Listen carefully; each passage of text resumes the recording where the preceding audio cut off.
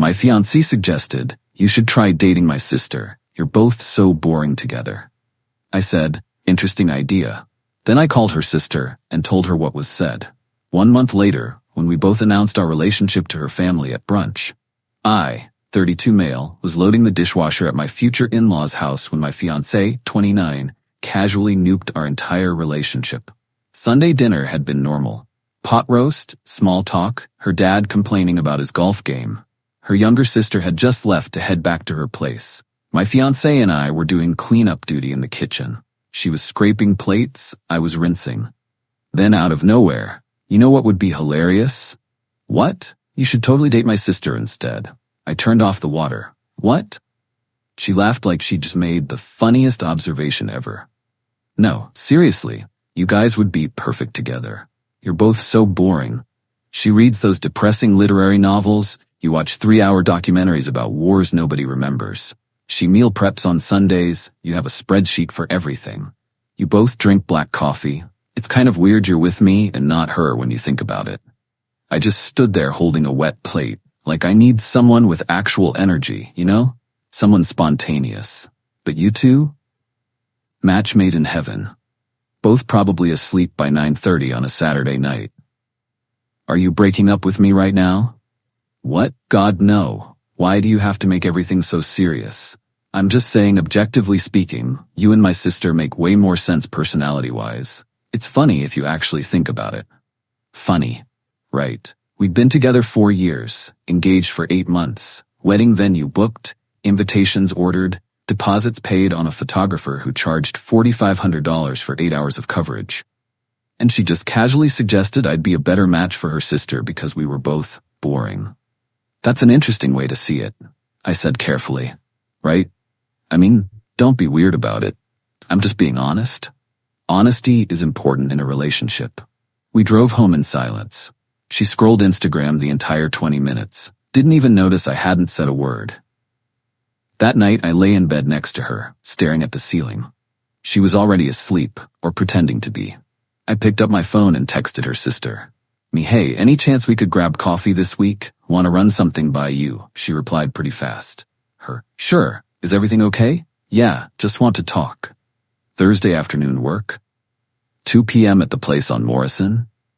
Perfect. Thursday came. Her sister showed up exactly on time. She's one of those people who's never late.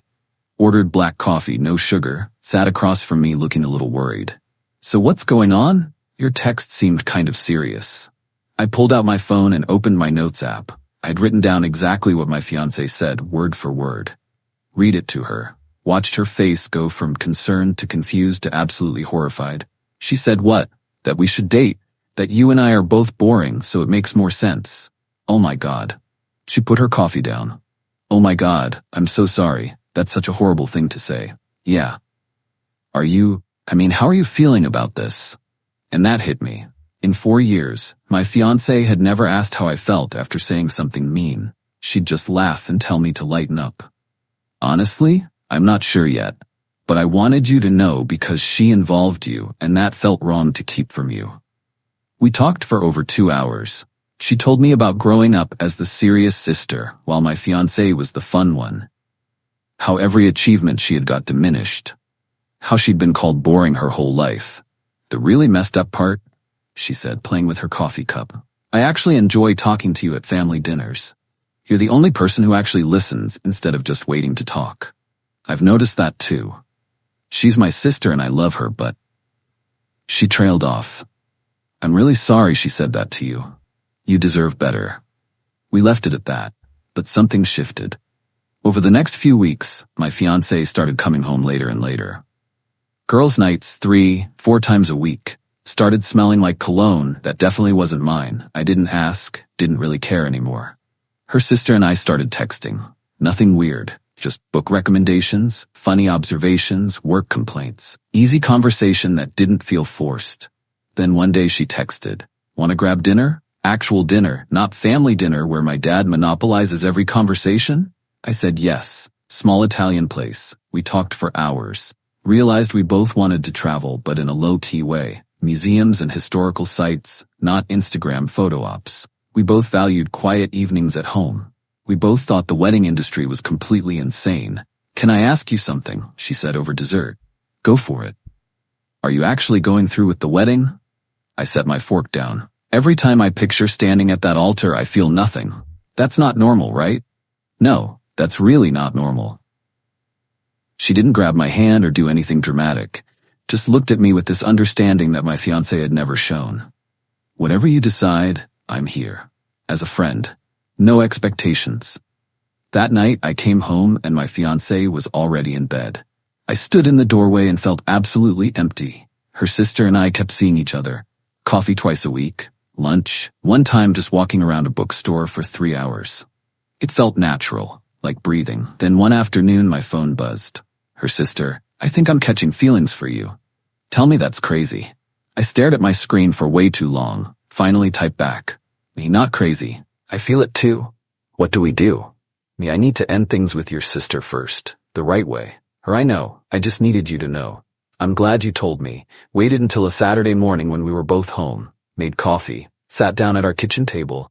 "We need to talk." She barely glanced up from her phone. "About?" "I'm calling off the wedding." Now I had her attention. "What?" "I can't marry you. I don't want to." She actually laughed. "Is this about the whole sister thing?" "Babe, I was kidding."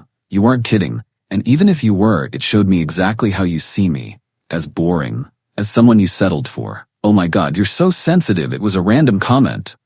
"You told me I'd be better suited for someone else 3 months before our wedding." She stood up. "So you're throwing away 4 years because your feelings got hurt?" "I'm leaving because I don't love you anymore. Maybe I haven't for a while." Her expression changed, got calculating. "You're seeing someone." "I'm not cheating on you.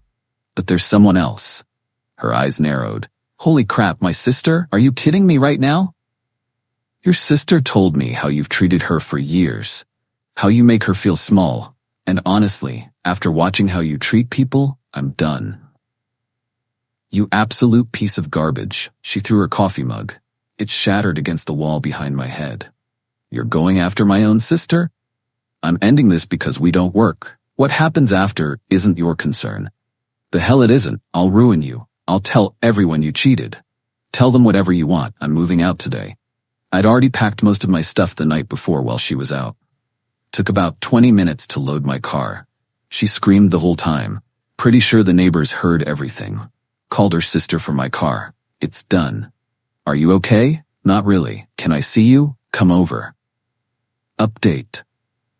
Moved into a month-to-month sublet while I figured things out. Her sister and I started seeing each other, but we kept it low-key. Nothing physical yet. We were too aware of how it looked. My ex went ballistic immediately. First move, called my parents, told them I'd abandoned her for her sister, that I'd been having an affair, that she was devastated. My mom called crying. "How could you do this to that poor girl?" "Mom, she literally told me to date her sister because we're both boring, and she was already cheating. She said you made that up. She said you're trying to justify what you did."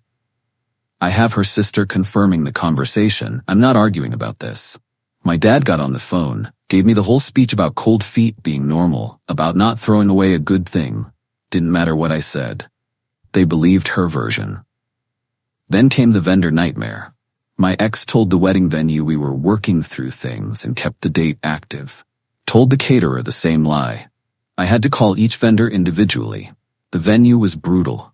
$8,000 deposit, completely non-refundable because my ex insisted the wedding was still happening.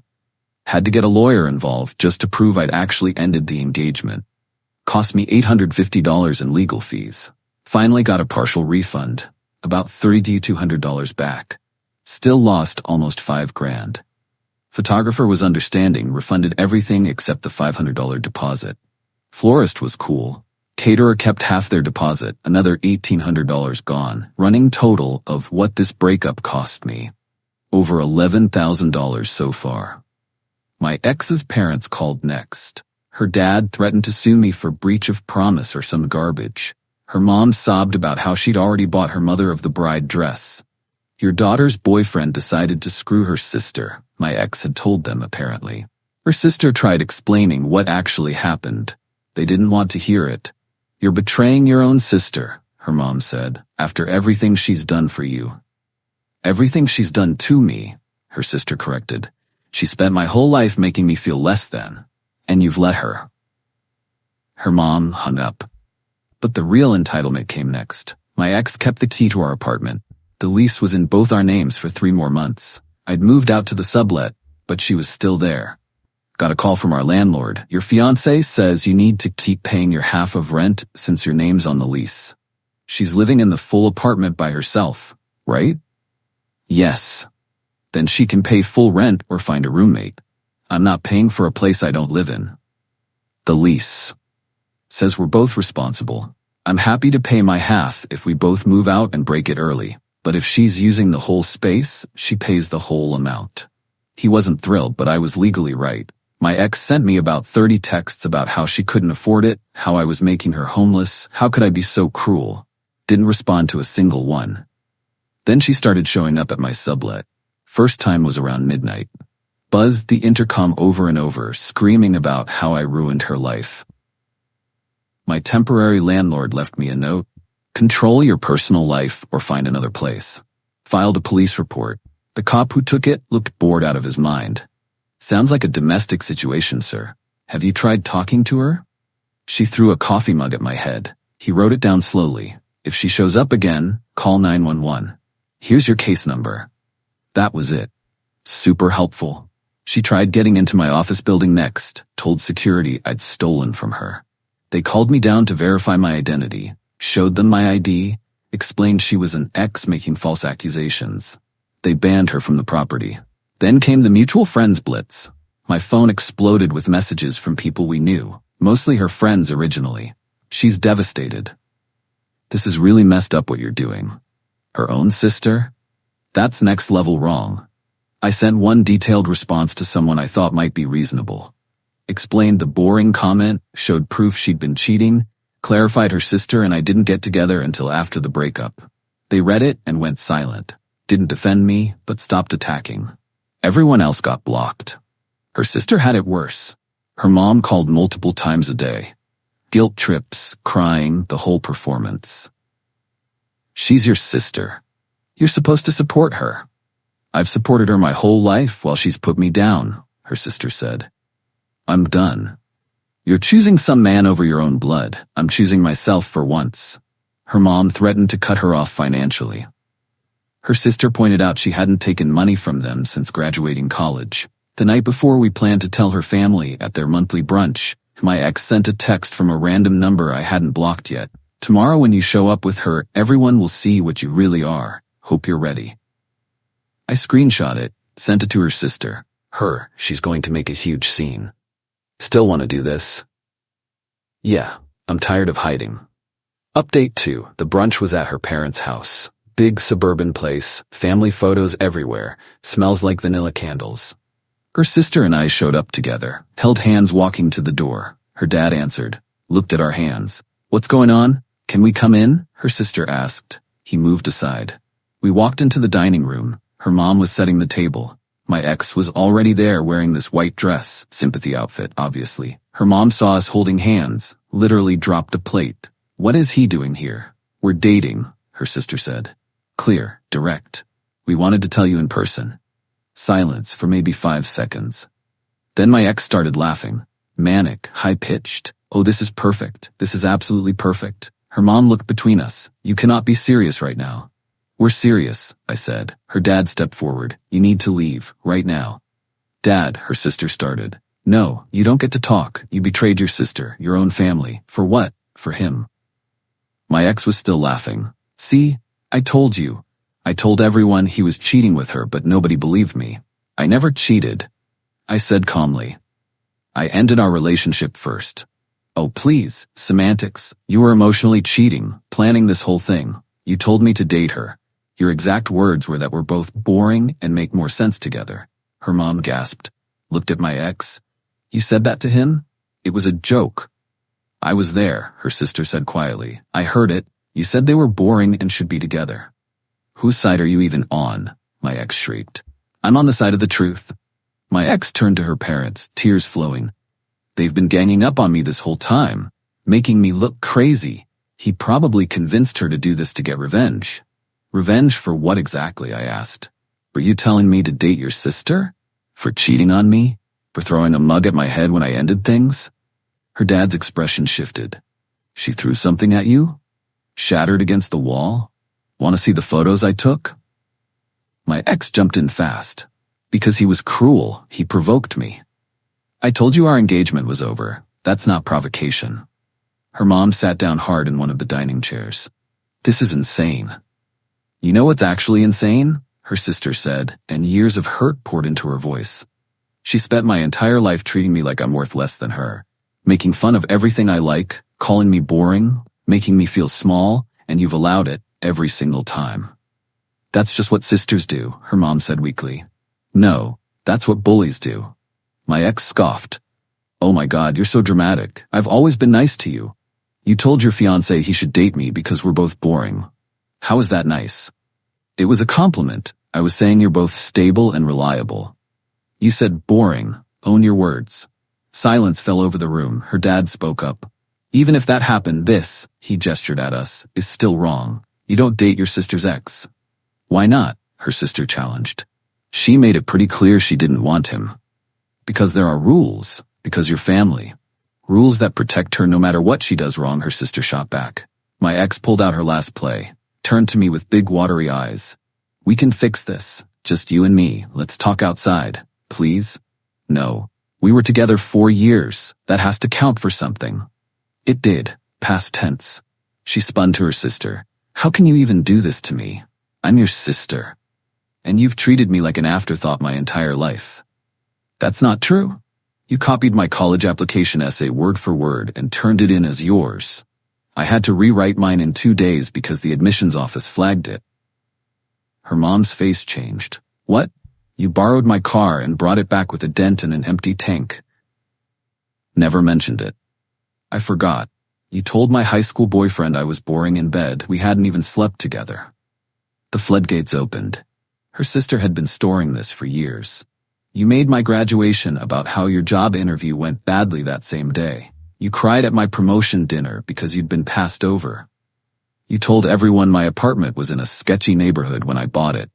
Nothing I do is ever enough unless it makes you look better by comparison. Her parents sat there, silent.